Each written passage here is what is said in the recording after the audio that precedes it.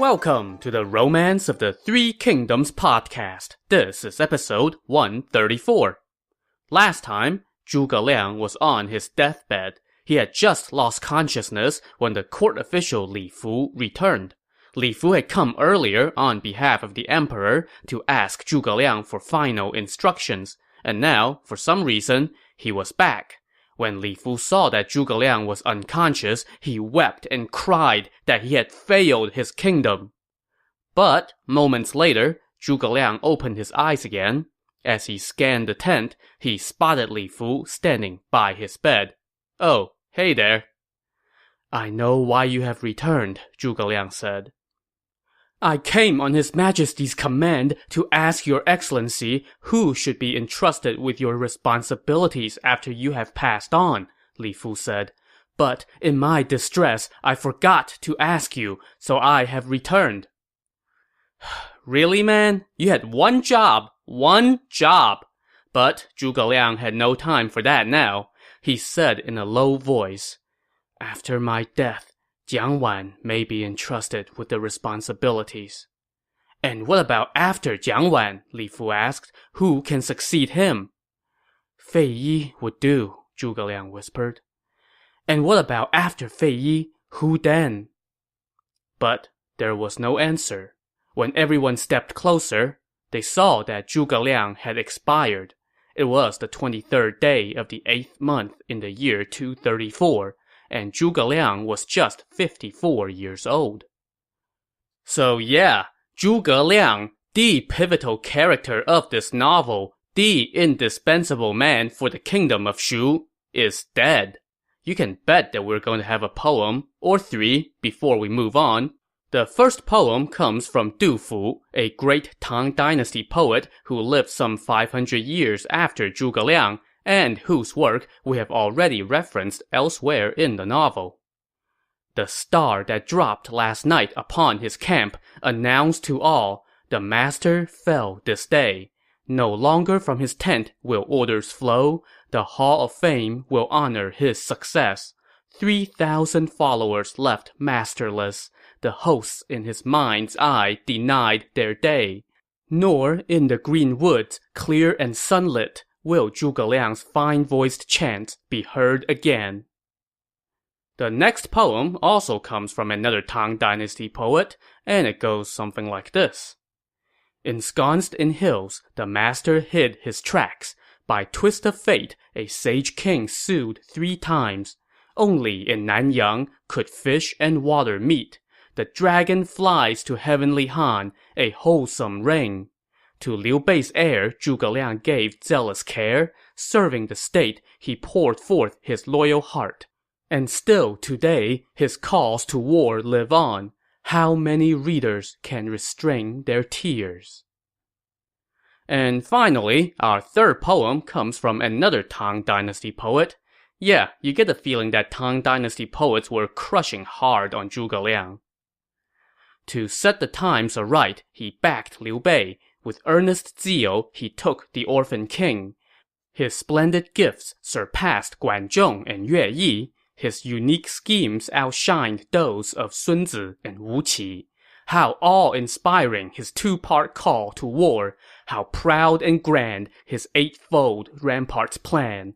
Such a lord as this, all virtue's height, had never been, nor ever was again. We now interrupt this Zhuge Liang Admiration Society broadcast to bring you some reactions from Zhuge Liang's contemporaries. One of them, a former Shu commandant named Liao Li, had been arrogant enough to think that his talent and renown were second only to Zhuge Liang, which seems like a farce since, hey, who is this guy again and why hasn't he been mentioned once in this novel? Anyway, he was so full of himself that he felt his talent was being underutilized, and he began to ignore his responsibilities. That led Zhuge Liang to strip him of his position and send him into exile. When Liao Li heard that Zhuge Liang had died, he wept and said, "Now I will forever be apart from the Han." Similarly, Li Yan, the senior official who was exiled after concocting a bogus emergency to lure Zhuge Liang back from the front in order to cover up his own failings, literally cried himself to death upon hearing of Zhuge Liang's passing. So you figure he was grieving for Zhuge Liang, right? Or maybe he was worried about the future of the kingdom without the man who had been single-handedly holding it together? Well, not quite.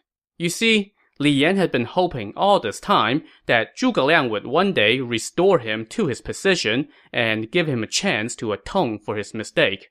Well, that wasn't going to happen now. So I'm just going to point out right here that it strikes me as really odd that the two contemporaries whose reactions the novel mentions in the immediate aftermath of Zhuge Liang's death were both men whom he had sent into exile and who were saddened by his death because of how it would affect their own futures. Go figure.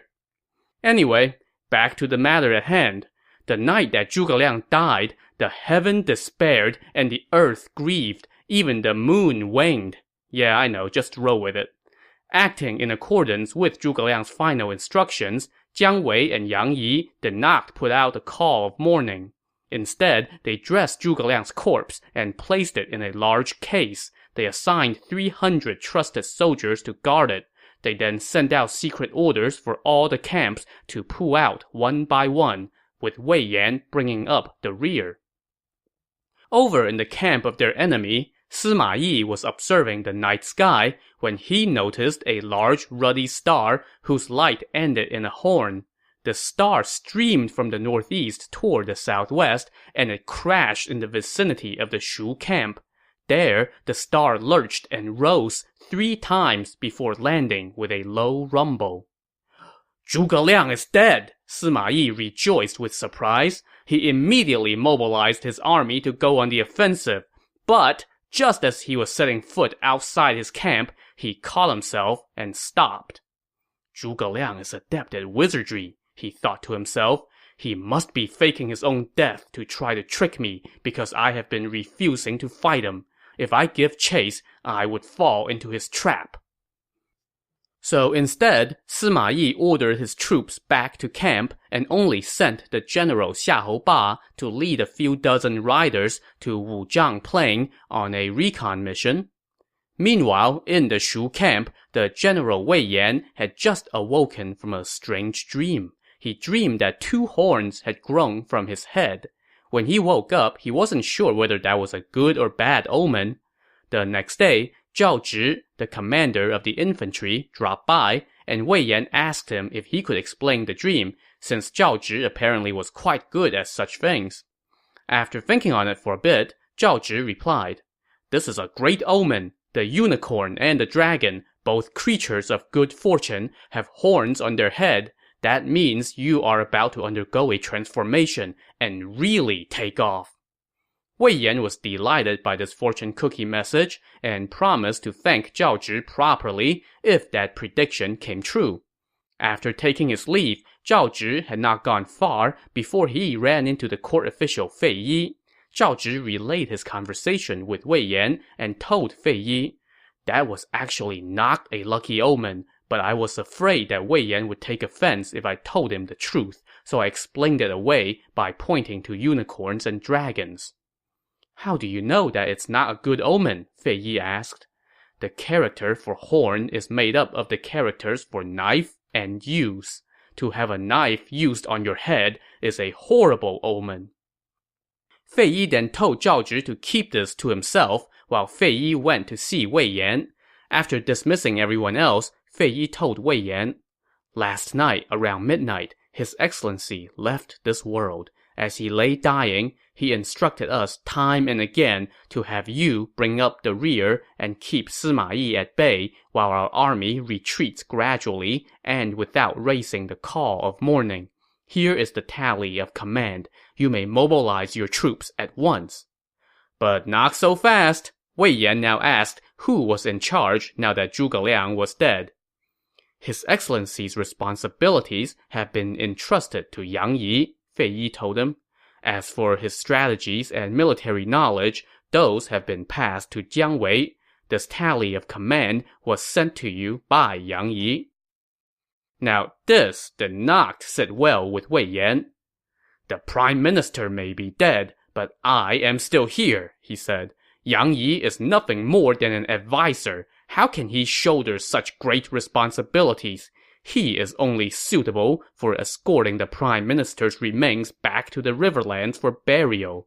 I will lead our army and attack Sima Yi, and I swear that I shall succeed. How can we abandon the great affair of the state just because of the prime minister?" "But His Excellency's dying instructions were to retreat for the time being," Fei Yi countered. "We must obey." Now Wei Yan got mad. "If he had listened to my plan way back when, we would have taken Chang'an by now. My present rank is General of the Forward Army, the Chief General who conquers the West, and the Lord of Nanzheng. How can I submit myself to bringing up the rear for some lowly advisor?" "That may be, General, but you must not act rashly and invite ridicule," Fei Yi said. "Let me go see Yang Yi and explain the situation to him and convince him to yield command of the army to you." Wei Yan was appeased by that proposal, so he agreed to wait. But, of course, Fei Yi had no intention of convincing Yang Yi to do anything. He was just stalling for time. As soon as he took his leave, he rushed back to the main camp to tell Yang Yi everything. Yang Yi said, "On his deathbed, the prime minister told me in secret that Wei Yan would definitely harbor ulterior motives. I sent him that tally of command as a test, and it's just as His Excellency had predicted. I will have Jiang Wei bring up the rear instead." So Yang Yi led the main army and departed first with Zhuge Liang's coffin, while Jiang Wei brought up the rear, retreating methodically, just as Zhuge Liang instructed. As for Wei Yan, he waited around his camp, but after a long time, and he did not see Fei Yi come back, he began to get suspicious, so he sent the general Ma Dai and about a dozen men to go check things out. They reported back that the rear column was being commanded by Jiang Wei, and most of the front column had already fallen back into the gorge. Wei Yan was incensed. "How dare that useless pedant play me! I will kill him!" He then turned to Ma Dai and asked, "Sir, are you willing to help me?" Ma Dai answered, "I have long despised Yang Yi, and I am willing to help you attack him." Now that delighted Wei Yan, and he mobilized all the troops under his command and headed south. A little while later, the Wei general Xiahou Ba arrived on Wuzhang Plain, and he did not see a single soul, so he rushed back and told Sima Yi that all the Shu forces had retreated. Stamping his foot, Sima Yi said, "Zhuge Liang really is dead. We must give chase at once." But Xiahou Ba checked him. "Commander, you must not go out lightly. Allow me to go first." But Sima Yi said that he had to go on this mission personally, so he rounded up his troops and set out with his two sons, making a mad dash for Wuzhang Plain. With their banners waving and war cries echoing, they charged into the Shu camp and found no one. Sima Yi now said to his sons, "You two go round up more troops. I will lead this army and continue forward." So while his two sons raced off to get more troops, Sima Yi led his forces in pursuit of the enemy. When they arrived at the foot of a hill, they saw the Shu forces not too far ahead. The Wei troops now gave chase with everything they've got. But just then, an explosive went off from behind the hill, followed by loud cries of battle. All of a sudden, the Shu forces ahead turned around and began charging back this way. Meanwhile, a giant banner emerged from the trees, bearing the words, "Zhuge Liang, Prime Minister of the Han and the Marquis of Wuxiang." A stunned Sima Yi gathered himself and looked more closely. He saw a few dozen Shu officers escorting a four-wheel chariot, and in the chariot was none other than Zhuge Liang, clad in his usual attire of crane-patterned robe, headscarf, and feather fan. "Zhuge Liang is still alive! I have fallen for his trap!" Sima Yi exclaimed in shock. As he turned and fled, he could hear the Shu general Jiang Wei shouting from behind, "Rebels, stop! You have fallen for His Excellency's trick!" That sent a shiver down the spine of every Wei soldier, and they scattered, leaving behind their armor, helmets, and weapons as they stampeded over each other to get away. Countless Wei soldiers were trampled to death in the chaos. Sima Yi, meanwhile, was spurring on his horse and fleeing in terror. He had ridden for about 15 miles before 2 Wei officers caught up from behind and grabbed a hold of his reins, shouting, "Commander, do not be afraid!" "Is it still there?" Sima Yi said as his hands reached for his head, just to make sure that it was still attached to his neck. "Commander, don't worry, the Shu soldiers are long gone," the officers replied. Only after catching his breath for a while did Sima Yi notice that these 2 guys were his vanguard generals Xiahou Ba and Xiahou Hui. Now, he slowly let go of his rein, and the 3 of them found their way back to camp along some back roads and sent out officers to scout the area. 2 days later, some local civilians came and told Sima Yi. When the Shu forces retreated back into the gorge, the sound of their mourning shook the earth, and they hoisted white banners in their ranks. Zhuge Liang really is dead, and only left Jiang Wei and 1,000 men to bring up the rear. The Zhuge Liang that you saw the day before was a wooden statue. So yeah, this elaborate Weekend at Bernie's hoax was all part of Zhuge Liang's final scheme, the one he passed on to his officers before he died, and it worked like a charm, and he got in one last good laugh over his old rival. "I could read him in life, but not in death," Sima Yi lamented. And this little episode gave rise to a later saying among the people of the Riverlands that has persisted to this day. A dead Zhuge could put a live Sima to flight.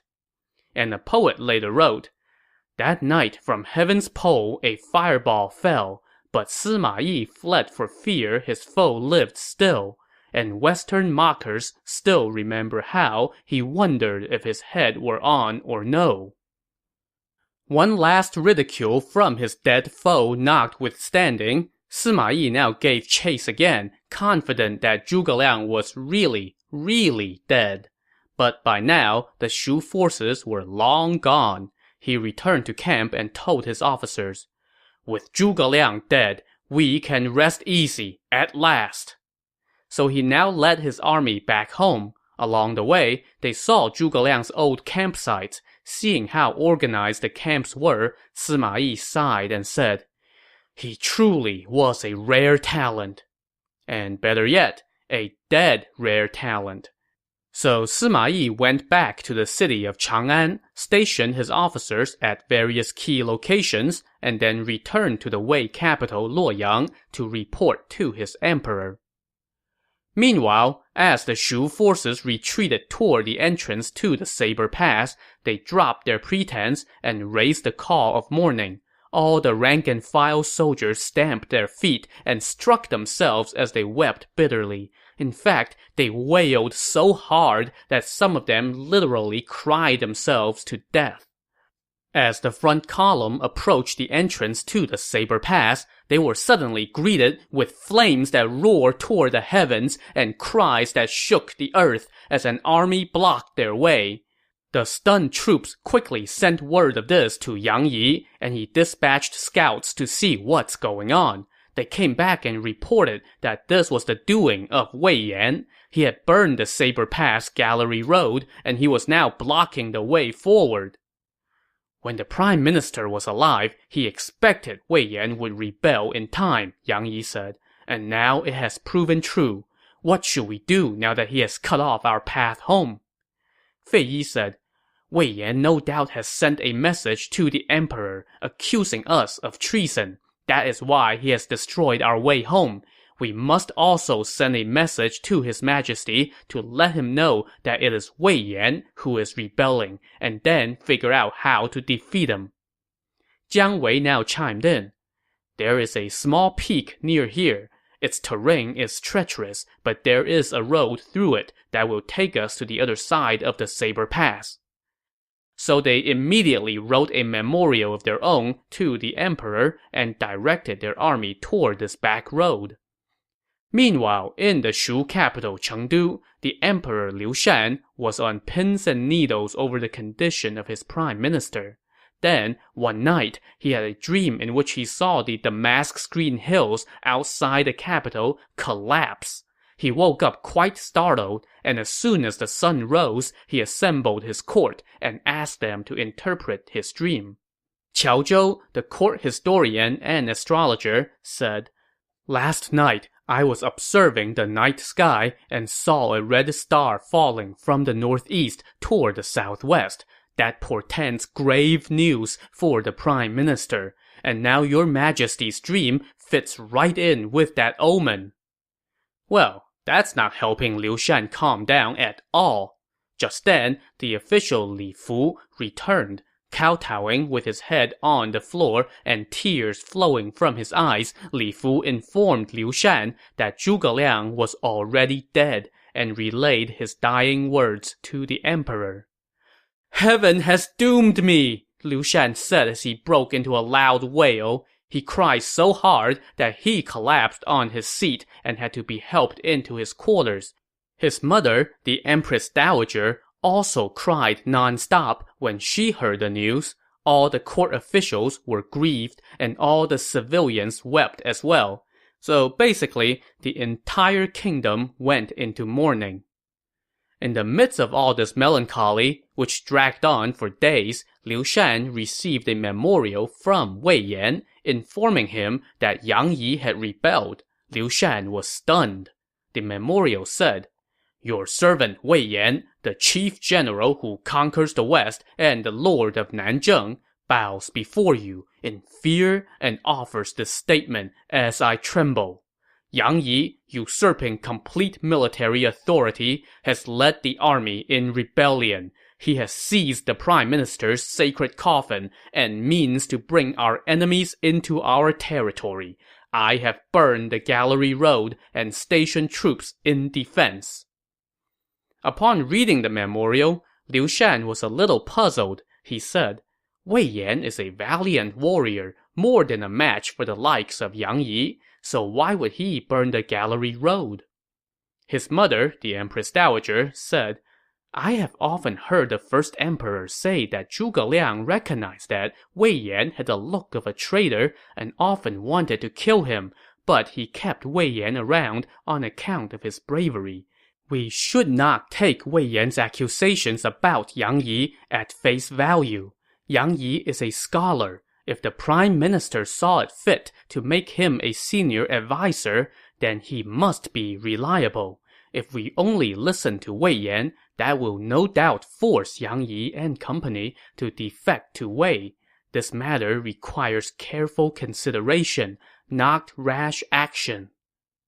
While the court was busy debating how to respond, another memorial arrived, this one from Yang Yi. It said, "Yang Yi, senior advisor and general in charge of the retreat, bows before you in fear and offers this statement as I tremble.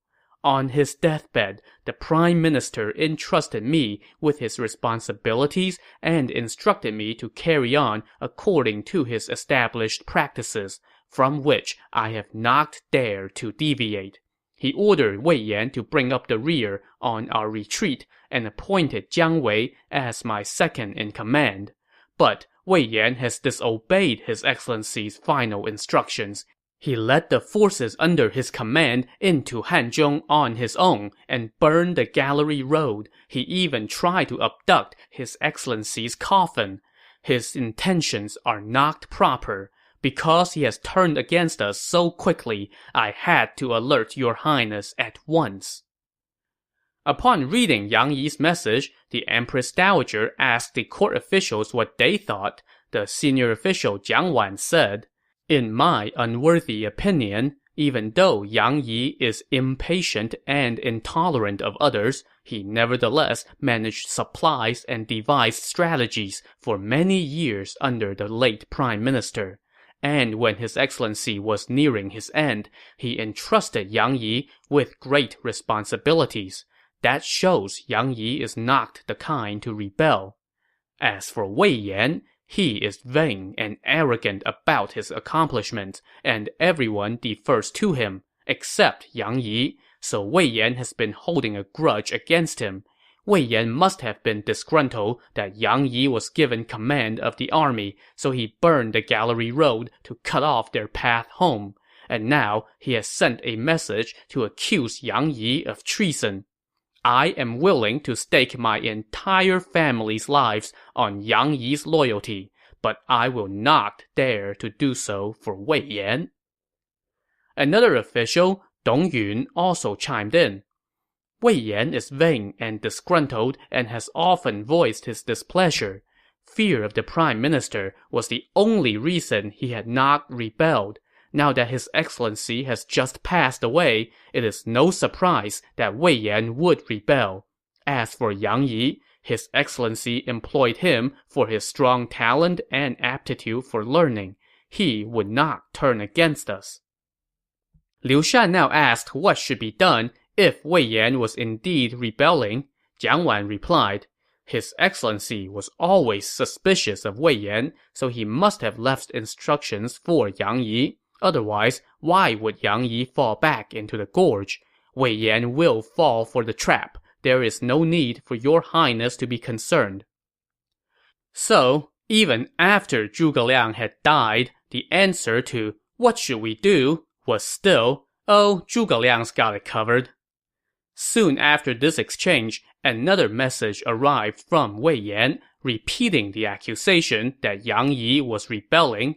That was followed by another memorial from Yang Yi, lobbing the same charge at Wei Yan again. This he said thing went on for several more messages before the senior official Fei Yi returned to court and confirmed that it was Wei Yan who had rebelled. In that case, Liu Shan said, we should send Dong Yun to go and pretend to help Wei Yan reconcile with Yang Yi. While Dong Yun set out on his fake diplomatic mission, let's go check in on Wei Yan. After he burned the Gallery Road, he garrisoned his troops on the south end of the gorge, controlling the passage. He figured that he had all his bases covered. But, unbeknownst to him, Yang Yi and Jiang Wei had snuck around to his rear. Yang Yi was concerned about control of the key region of Hanzhong, so he sent his vanguard general He Ping with 3,000 men to go take on Wei Yan, while Yang Yi and Jiang Wei escorted Zhuge Liang's coffin and led the main army toward Hanzhong. As He Ping headed toward Wei Yan's location, his men beat drums and shouted battle cries. Word soon reached Wei Yan that Yang Yi had sent his vanguard to attack him. Wei Yan was enraged and immediately led his troops out to face He Ping. After they lined up, the two generals traded insults. Where is that traitor Wei Yan? He Ping shouted. Wei Yan shot back, You are helping Yang Yi rebel. How dare you call me a traitor? To which He Ping replied, His Excellency's body is not even cold yet. How dare you rebel? He Ping then pointed at Wei Yan's troops and said, You men are all from the Riverlands, and your families are all in the Riverlands. When His Excellency was alive, he treated you well. So you should not help that traitor now. Go home and wait for your rewards. When the rank and file under Wei Yan's command heard those words, they all said, You know what? That sounds really good. A lot better than being out here in a fight against our own countrymen. So the majority of them immediately deserted. Wei Yan was furious and rode straight for He Ping.